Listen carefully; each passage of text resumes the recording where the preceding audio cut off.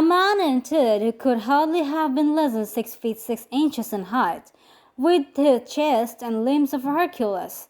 His dress was rich with a richness which would, in England, be looked upon as keen to bad taste. Heavy bands of astrakhan were slashed across the sleeves and fronts of his double-breasted coat, while the deep blue cloak which was thrown over his shoulders was lined with flame-colored silk and secured at the neck with a brooch which consisted of a single flaming barrel. Boots which extended halfway up his clothes and which were trimmed at the tops with rich brown fur, completed the impression of barbaric opulence which was suggested by his whole appearance. He carried a broad brim that in his hand, while he wore across the upper part of his face, extending down past the cheekbones, a black vised mask, which he had apparently just at that very moment, for his hand was still raised to it as he entered. From the lower part of the face he appeared to be a man of strong character, with a thick hanging lip and a long straight chin suggestive of resolution passed to the length of obstinacy. "You had my note?" he asked with a deep, harsh voice and a strongly marked German accent. "I told you that I would call." He looked from one to the other of us as if uncertain which to address. "Pray take a seat," said Holmes. "This is my friend and colleague, Dr. Watson, who is occasionally good enough to help me in my cases. Whom have I the honor to address?"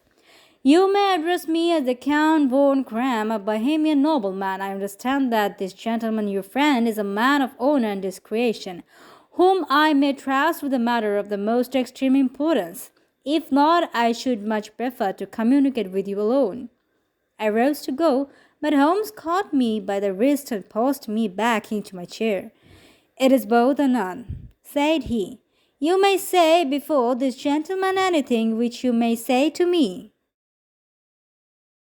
The Count shrugged his broad shoulders.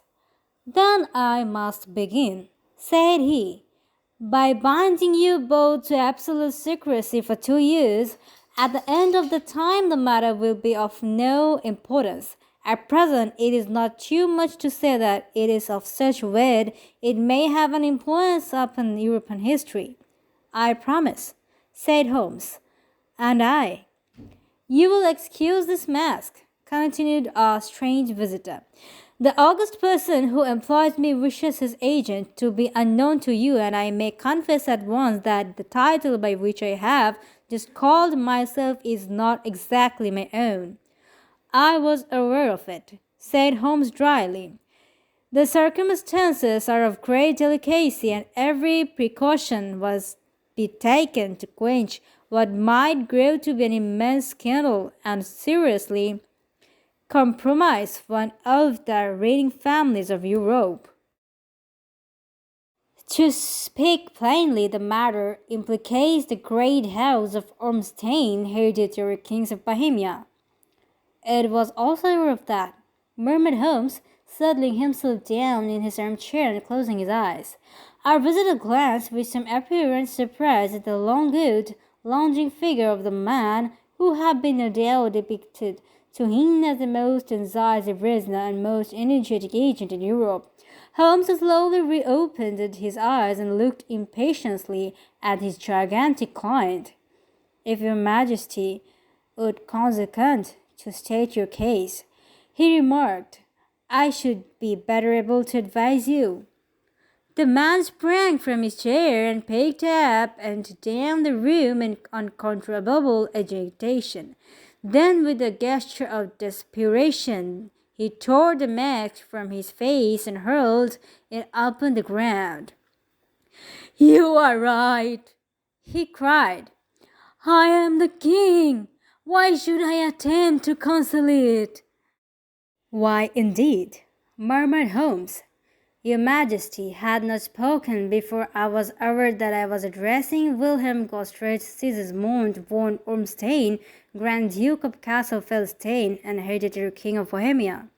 But you can understand," said our strange visitor, sitting down once more and passing his hand over his high, white forehead. You can understand that I am not accustomed to doing such business as my own person. Yet the matter was so delicate that I could not confide it to an agent without putting myself in his power. I have come incognito from Paraguay for the purpose of consulting you. Then pray consult, said Holmes, shutting his eyes once more. The facts are briefly this. Some 5 years ago, during a lengthy visit to Videoshow, I made the acquaintance of the well-known adventuress Arnada. The name is no doubt familiar to you. Kindly look her up in my index, doctor, murmured Holmes without opening his eyes.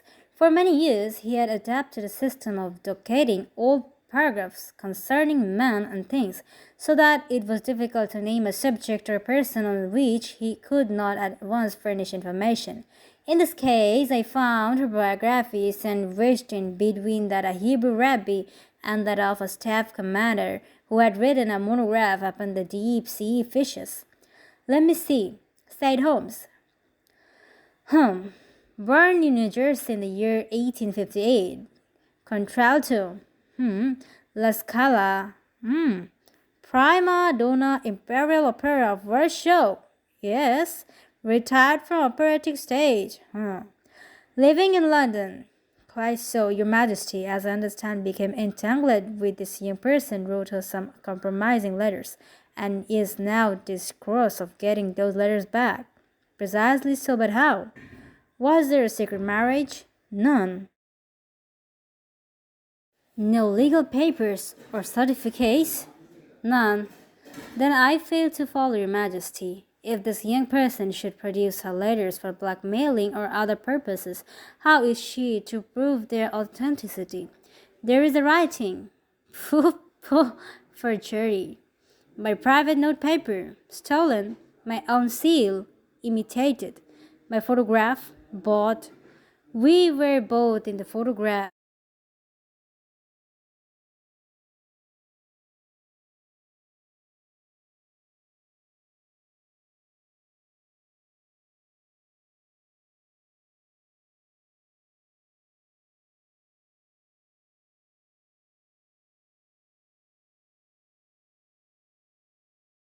Oh dear, that is very bad. Your Majesty has indeed committed an indiscretion. I was mad in sense.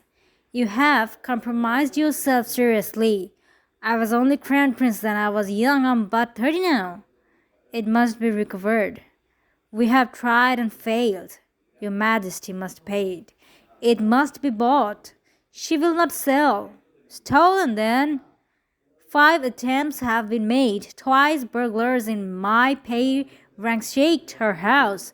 Once we divided her luggage when he traveled. Twice she has been waylaid. There has been no result. No sign of it? Absolutely none. Holmes laughed. It is quite a pretty little problem, said he, but a very serious one to me, returned the king reproachfully. Very indeed, and what does she propose to do with the photograph? To ruin me, but how? I am about to be married, so I have heard, to Clotilde Lodman von Six-Meningen, second daughter of the King of Scandinavia. You may know the strict principles of her family. She is herself the very soul of delicacy. A shadow of a doubt as to my conduct would bring the matter to an end. And Iron Adler threatens to send them the photograph, and she will do it. I know that she will do it. You do not know her, but she has a soul of steel. She has the face of the most beautiful of women and the mind of the most resolute of a man. Rather than I should marry another man, there are no lengths to which she would not go none. You are sure that she has not sent it yet? I'm sure. And why? Because she has said that she would send it on the day when the betrothal was publicly proclaimed. That will be next Monday. Oh, then we have 3 days yet, said Holmes with a moan. That is very fortunate, as I have 1 or 2 matters of importance to look into just at present. Your Majesty will, of course, stay in London for the present? Certainly. You will find me at the Langham under the name of the Count von Kram. Then I shall drop you a line to let you know how we progress. Pray do so, I shall be all anxiety. Then as to money, you have started blanching. Absolutely. I tell you that I would give one of the provinces of my kingdom to have that photograph. And for present expenses, the king took a heavy chamois leather bag from under his cloak and laid it on the table. There are £300 in gold and 700 in notes, he said. Holmes scribbled a receipt upon a sheet of his notebook and handed it to him. And Mademoiselle's address? He asked. Is Brano Lodge, Serpentine Avenue, St. John's Wood. Holmes took a note of it. One other question, said he. Was the photograph a cabinet? It was. Then good night, Your Majesty, and I trust that we shall soon have some good news for you, and good night, Watson, he added, as the wheels of the Royal Brougham rolled down the street. If you will be good enough to call tomorrow afternoon at 3 o'clock, I should like to chat this little matter with you.